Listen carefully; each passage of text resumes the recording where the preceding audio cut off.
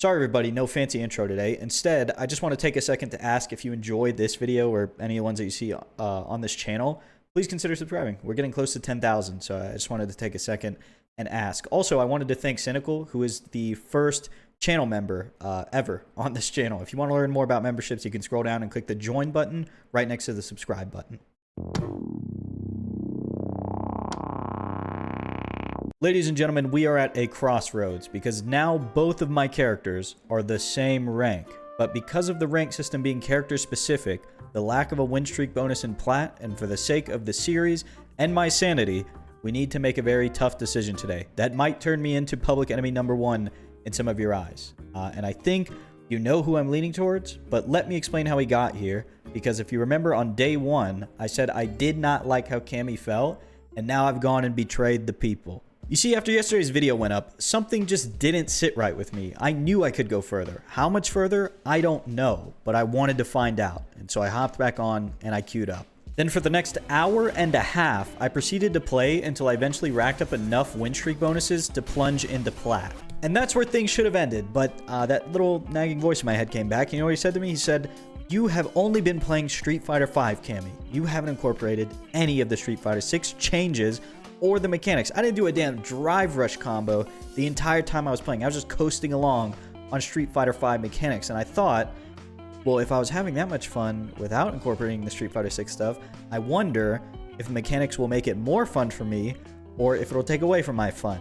So I took my curious ass into the lab and I got to work. Just to make my decision a little easier, you know, I'm doing myself a service. Immediately, I noticed a few things that felt like a personal buff, if you'd like to call it that. For example, in 5, I really struggled with managing her health pool, as she was tied for the lowest HP character with Seth and Akuma. In this game, the health feels a little bit more standardized. Everybody, I think, has around 10,000. I think Geef, Marissa, and maybe Honda are the only characters with more than 10,000. So it makes things a lot more manageable and at least feel a little bit more fair. Even if the damage is super high, or the damage is decently high in 6. We'll say it's decently high. I don't think it's super high. But it's decently high. It still feels a little bit more manageable than it was in 5. That might be placebo, but to me, that's just what I think. Also, at the end of Street Fighter V, when I started playing her, her damage had been toned down, like, significantly. And I did not pick her because she was low tier. Now, I'm not a low tier hero. I'll play some broken shit if I want to play some broken shit. I think the drop in her damage actually came from heavy spiral arrow not hitting twice from a bunch of different ranges after she got nerfed in 5. And it led to a much bigger damage drop off than you would think. Also, in this game, she still doesn't boast a ton of damage, maybe not the same level of damage as other characters, but I think it's manageable. It's not my main complaint, I guess I should say. And she does have a bunch of pressure options to make up for it. Some in Hooligan, and other is in like universal mechanics, right? Like DI and drive rush and things like that. Now is the part of the video where you probably think I'd go into a bunch of detail about all of these pressure options and how I've been using them.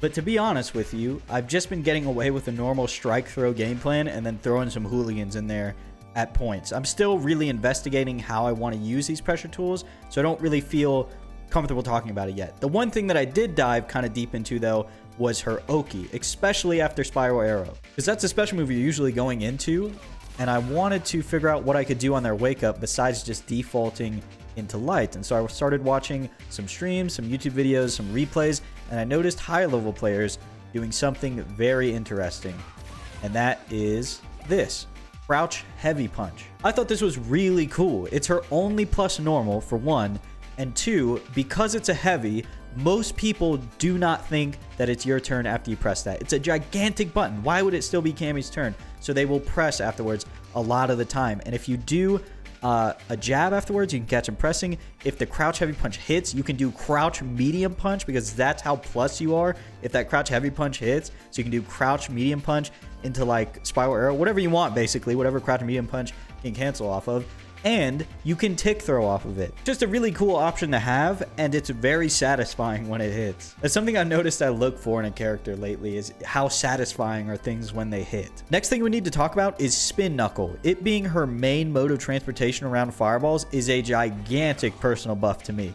You see, in Street Fighter V, her main option around projectiles was EX Spiral Arrow, but that input is a quarter circle forward kick, meaning at times if you were walking forward and your opponent threw a fireball and you tried to react to it, you would often just get a DP because it's storing an input somewhere. And the fact that spin knuckle is one, the projectile invincible move, and it's a quarter circle back, means that this is no longer an issue. There's no chance that I will walk forward, react to a fireball with this, and get DP somehow and ruin my day. I got a lot of mileage out of that yesterday because in 5, every time I would get an EX DP, it would deter me from even trying the EX spiral while walking forward. It was really bad, and I would lose to like people just throwing projectiles because I was so scared to input EX spiral, get DP, and just lose in like one interaction. Now, it hasn't all been sunshine and rainbows. I was having some problems yesterday with very simple things like charge DP into super. Before I went, I ended up going into Punk's chat, and he was playing, and he did charge DP into super, and all I typed in chat was, "You make it look way easier than it actually is." And he said, "No, there's a trick to it." So this is what he said. He said you can do the charge DP, and while you are charging the DP, you can just mash. You can hold the kick and just mash the quarter circle and the punch while you are holding the kick. Let me show it to you again.